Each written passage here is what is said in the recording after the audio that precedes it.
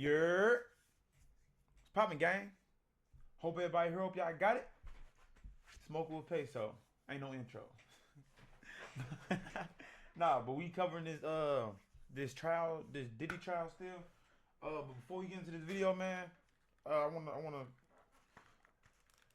wanna send love to my city, man. St. Louis. I need anybody that see this, looking at this, whatever. Hey, man, send prayers to my city. I wish there was more I could do, man. I ain't gonna lie. It's fucked up out there. It's been 30 seconds. Yeah, okay. Yeah, it's been wild out there. But yeah, I'm video coming on that soon. Also, and we're gonna dive right into this thing, man. Let's get it. Oh, and if you're new, remember like, share, subscribe, comment, ring that bell so you get our post notifications. Let's get it.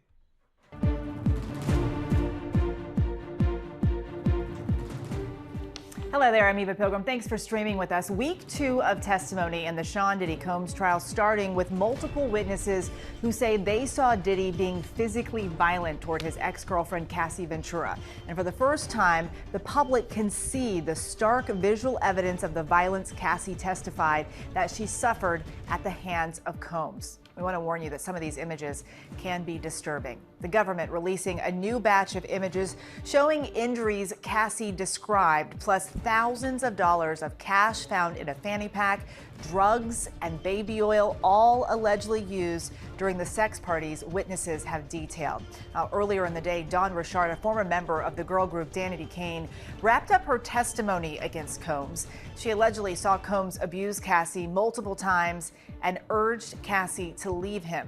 She testified about one incident saying, quote, Puff and Cassie were in the hallway arguing. He punched her in the face. Sean Combs punched her in the face. But on cross-examination, the defense questioning Richard about changing her story several times over the years. Also taking the stand today, Cassie Ventura's former best friend, Carrie Morgan. She described witnessing Combs assaulting Cassie twice, the first time in a home Combs was renting in the Hollywood Hills. Morgan testified that, quote, I saw him push her. I'm pretty sure he hit her. The second time allegedly happened in Jamaica. Morgan says they were in the bar area of a home when, quote, I heard her screaming.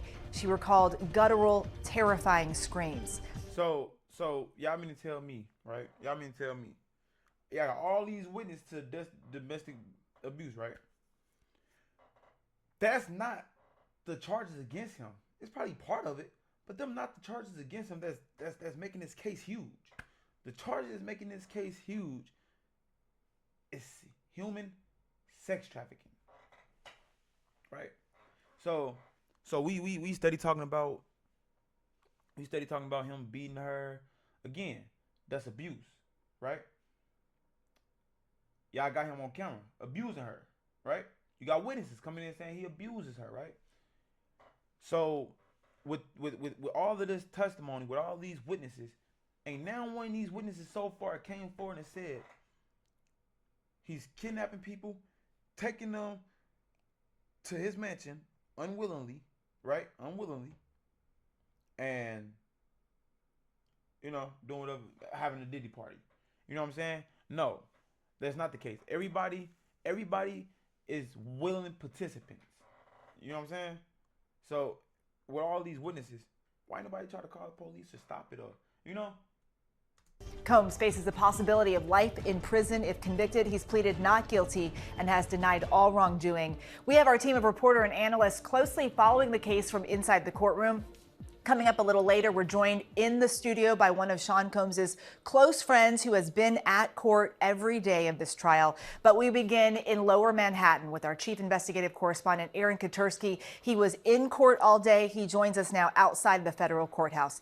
Aaron, former Diddy Kane and Diddy Dirty Money member Dawn Richard back on the witness stand today. She says she saw Diddy punch Cassie Ventura in the face. What was the reaction in the courtroom? You know, I think this jury has heard so much already that has been so graphic and disturbing that any one instance, Eva, hasn't necessarily caused a reaction. The jury was much more interested, I think, in the cross-examination as her accounts were challenged. But this involved a festival in Central Park where apparently Diddy Dirty Money was going to be announced as a band.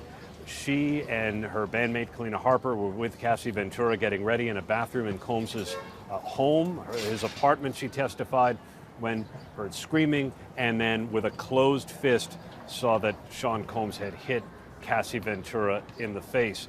And what was notable was how she followed up the testimony that Cassie started crying, came into the bathroom, and immediately started putting on copious amounts of makeup, and she wore sunglasses to the festival to try and cover up the injury. And Dawn Richard said she and Kalina Harper donned sunglasses also, a form of solidarity. There were some things, Aaron, that Richard was not allowed to talk about on the stand. Talk to us about this. Yeah, the defense had tried to limit the scope of her testimony, in some cases successfully, because the defense believes that much of Richard's account and much of the prosecutor's whole case is based on gossip about what people heard, about stories people would tell about Sean Combs. So she couldn't get into any of that.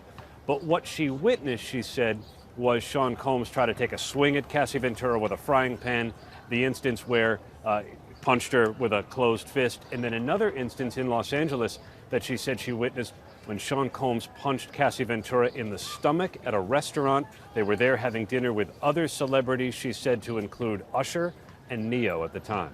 You mentioned the jury was much more interested in what happened during her cross-examination. What happened?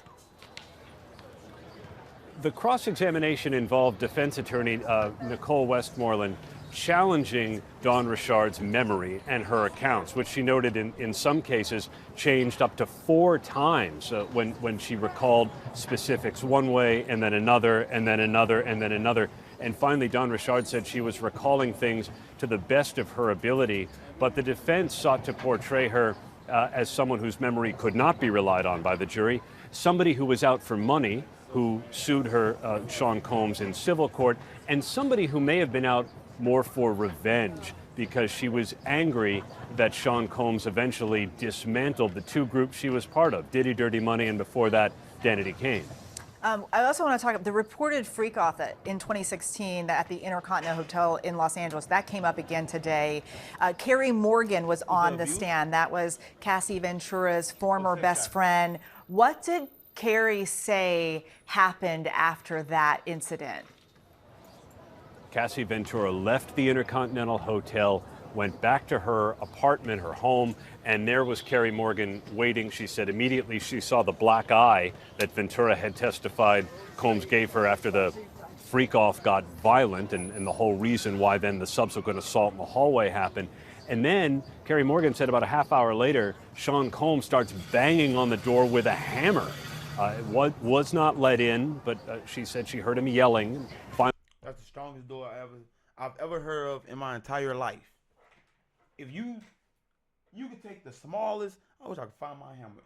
You could take the smallest hammer and put it through a door, bro. If that door not steel or real heavy duty, it's going through that door, bro. He's getting in. But you know what I'm gonna do? We finna have some fun with this one. We're gonna cut it here, right? I'm gonna pick this right back up, man. We need to get some smoke for this one. We gotta get some smoke for this one, gang. We gotta get some 93.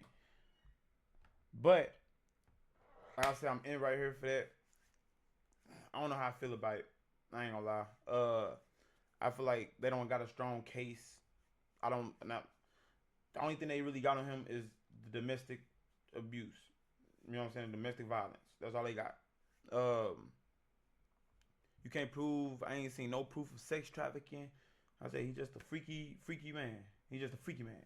You know what I'm saying? He's just a freaky man, and he beat women. That's just the gist of the whole situation. And like they said about old girl, I mean, if she keeps changing her stories, and then she done been in 2 bands that he done dismantled. I mean, if the shoe fit, don't just worry about it. Don't just try it on. Buy that more. You know what I'm saying? But like I said, that's it for this video, man. If you made it this far, remember like, share, subscribe, comment, ring that bell, and I'll catch y'all on the next one, man. St. Louis strong. Let's get it.